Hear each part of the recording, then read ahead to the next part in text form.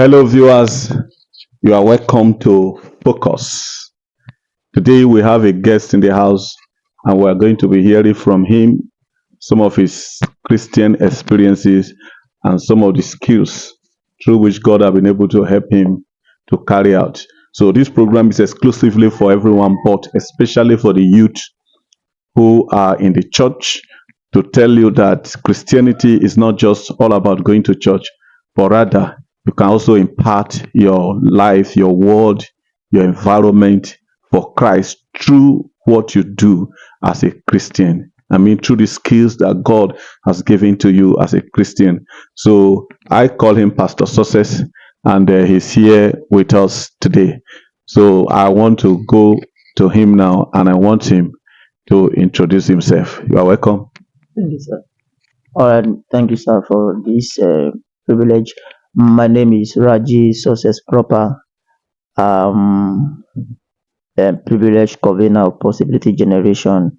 I school graduated from Auchi Polytechnic, Auchi. Thank you, sir. All right. He is the convener of Possibility Generation. Maybe some of you must have seen this on Facebook, on social media. It's a platform that is used mainly for the gospel. So once again, you are welcome. I want to start. I've known him for some time now, and I know his faith. So I want you to tell us some, maybe your experience, your salvation experience. Okay. Wow, my salvation experience wasn't easy at the initial stage because I grew up from a Muslim background. My father was a Muslim, but now he's late. My mother is a Christian, so I was in between Muslim and a Christian. So, but I never stay around. I never grew up in a Muslim background, but I stay and grew up with my mother, who was a Christian.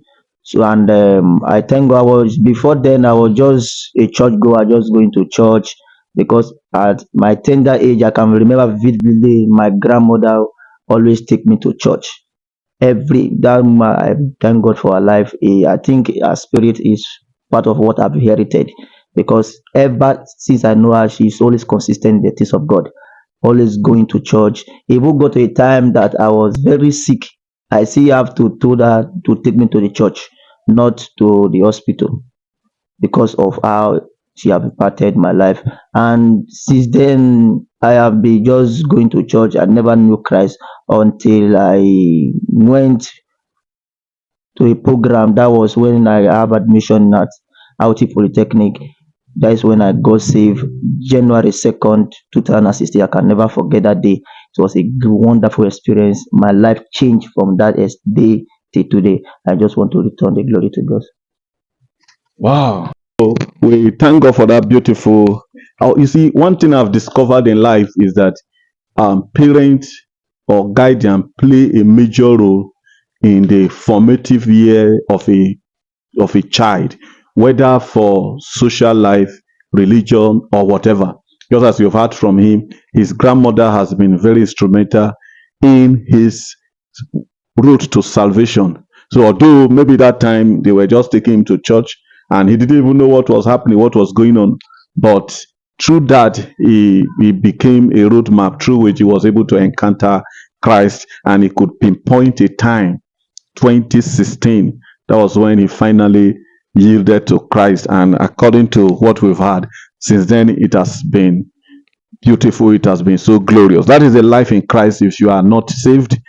But if you are saved, I want to tell you that Jesus Christ is the best thing that can happen to anyone. Now, surely, before we go to some of the skills that you have, I believe that as a child of God, as a Christian, there may be one or two challenges. Because when I look at the youth around these days, I discover that many are not consistent. You see them hot today, tomorrow they are cold. You see them going to church today, very dedicated, and you think these people, they are just like deputy Jesus. But all of a sudden, you will discover that they just go back and they will be worse than an infidel or an unbeliever. Like, what are some of the challenges that you've encountered that maybe by the grace of God you have been able to that you believe is peculiar to youth of this your age? All right, sir. I think one of the challenges I've encountered from my tender age was health issues. Yes, I was battling with my head since my tender age. Where I grew up with my mother knowing that I was having rheumatism. That is what I was told. That I know I really went through a lot to battle with my head. Week in, week out, I was always in the hospital. I became even a regular customer in an hospital because of my health, and that really was really challenging. It really killed a lot of things I should have known. It made me not to go into things my mates used to do because of the health challenges. So it was one of the challenges that really weak me when I was told I battle with it. Even when I would go to school, they will bundle me back home. It was really terrible. And I really want to thank God as time progresses. It was even recently that God later delivered me from that same sickness. God totally delivered me from that sickness because I through this period it made me know to believe in God because my hope was on my mother because anytime I was sick my mother know one or two things to do to relieve me because it has been consistent since my when I was a child. That was when the sickness was very heavy. So my mother now know what to do to make the sickness go. But it still keep coming over and I was asking God, how can I overcome these challenges? Because I know you can't really serve God when you are not in good shape. Yeah, it will you are limited to certain things. So it was a battle. So it was I just was serving God very consistent to the things of God. I just totally start living like it at least there was no longer hope for me. I said, okay, if that is at the but that do not change me from being a Christian. So I was just serving God for like very consistent, pray, do all kind of things, try to make sure that this body in this sickness leaves me. But it was recently when I was waiting for my NYC. I just went to do test and I discovered that it's gone. I will share the testimony in my church at Auchi Polytechnic, thanking God for what He have done for me. It was really a critical challenges. And secondly, I think most of the challenges youth are facing is consistency. Yes, we are sometimes we are hot tomorrow we are cold. And I think that is because of distraction. Yes, most youth are easily distraction. They don't have the mind of their own. They can be easily swayed in. They don't have the stamina to say things and stand by it. I think it's really something we need to deal with, especially the youth. We should learn to avoid distraction because whether you like it or not, everything around us is built to distract you. Everything, social media, a lot, even in the world we live to, you will see is full of distraction. You just have to discipline yourself and focus on what God has called you to for you to escape through in this trying time. Thank you, sir. Wow, that was beautiful. You have had him a hard health challenge. I think that is one of the most critical challenge anyone can have. If you are having financial challenge, well, maybe one or two things you can. But when it is health, it is something else. But in all of this, he got to a time he made up his mind, just like the three Hebrew children when they were called and they said, "Come bow down before this image." He said, "We know our God can deliver us." He said, "But in case if he doesn't even deliver us, we will not bow." So until you get to that point when you have made up your mind that come rain, come shine, I'm going to serve God. Most times God doesn't show up. And again, he said one of the things that youth are having as challenges in serving God today is distractions. Yes, especially social medias. People are being distracted. But he said when you make up your mind and you say, "This is what I want to do, this is who I want to become," and it come with your conviction, it is your decision, you'll be able to overcome. So you hearing me, maybe you are passing through one challenge or the other, it may be persecution or whatever. I want you to know that if you can decide, you can overcome. So before we go on, let's have a timeout. We'll be back to you after this timeout.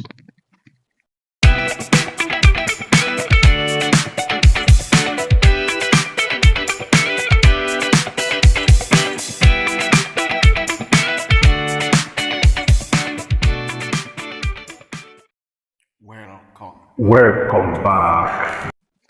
Okay, welcome back. We are still on focus, and we still have our guest with us today, Pastor Success, of who is the convener of Possibility Generation. It's an outlet that is meant to show the power of Jesus and also to bring people to Christ. Now, I want you, like I've been following your page on Facebook, that is Possibility Generation, and your personal page. I've seen that you are into some other things.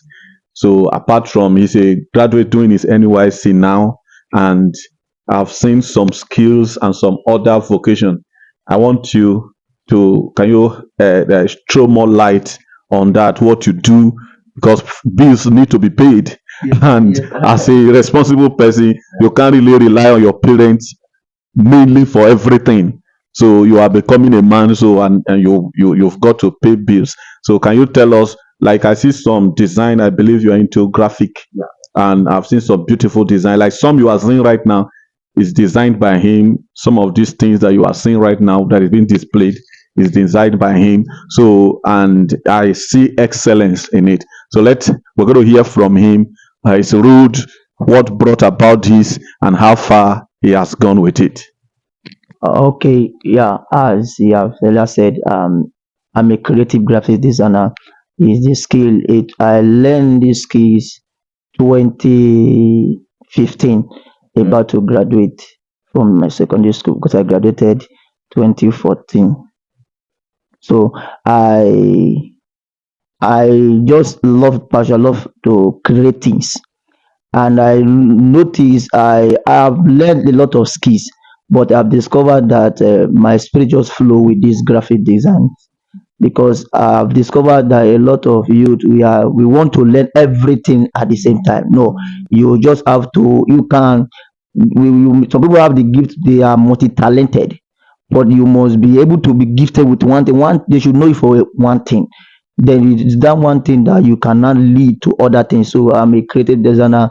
At the initial stage, I learn it. I have a laptop that when I learn, I used to practice, and that thing really helped me in my ND days because I was using to practice. I was doing project for students. I was printing, typing, just using it to make ends meet when I was in school. I never would depend on my mother, and I was just using that. But it was unfortunately that during my HND, my laptop got spoiled, so I just have to fall back to something. So I now discover and I begin to follow online. I just begin to realize, stumble upon a course about graphic design, and the person told me vividly that you can use your phone.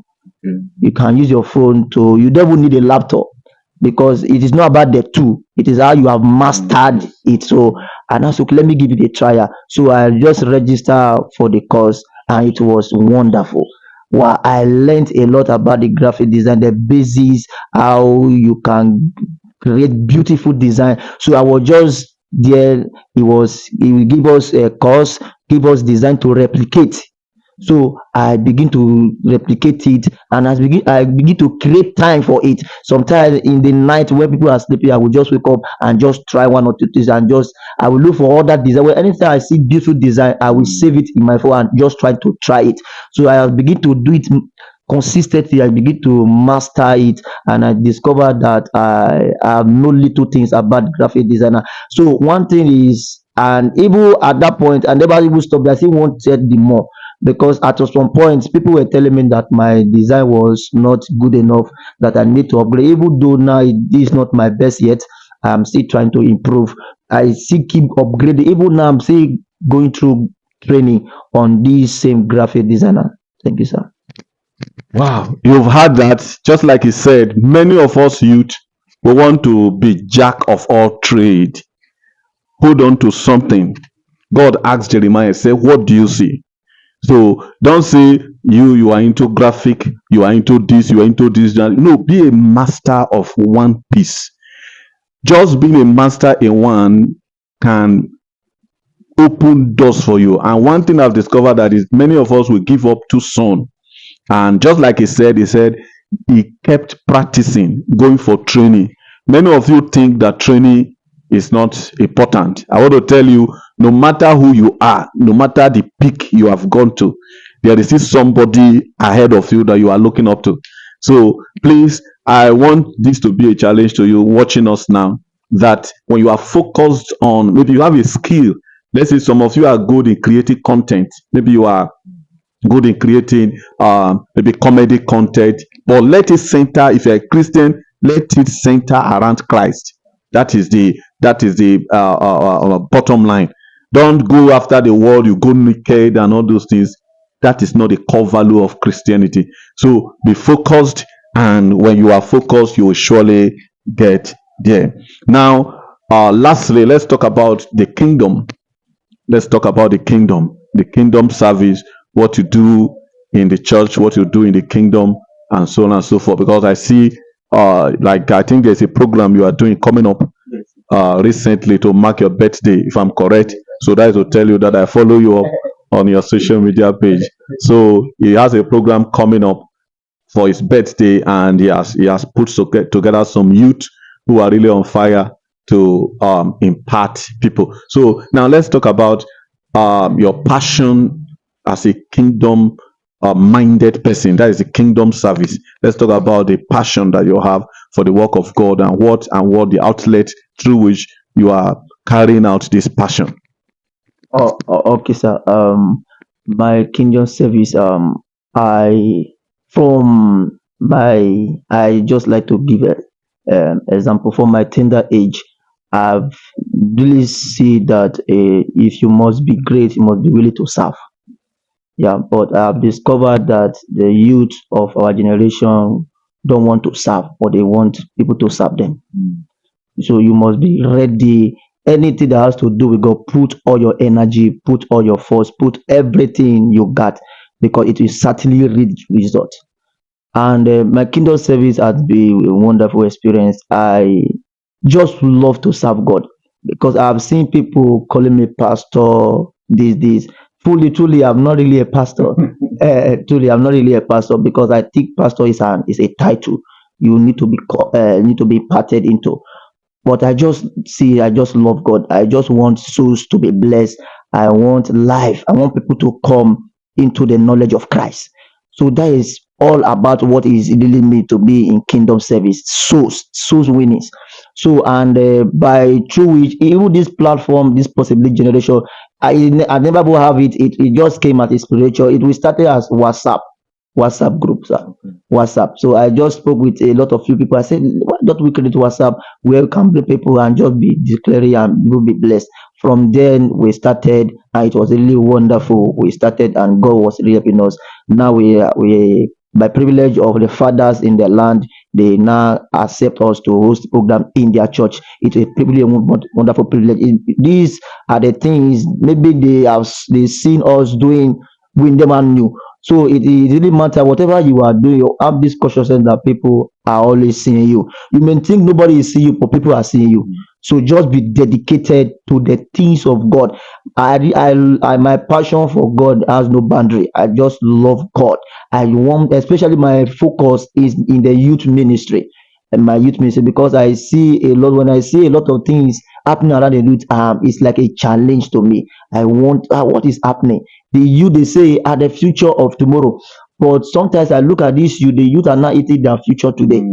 So it is really a call for us you to wake up, to become a terror to the kingdom of darkness. You can do the little you are in your capacity while believing God for a massive and a great dimension. Just serve God with a mindset of so with not the mindset of pride, or you want something from people. Just a mindset of so winning for lives to be changed. That is why every time my birthday, I just want to bring people so that life will be blessed. That is the Okay.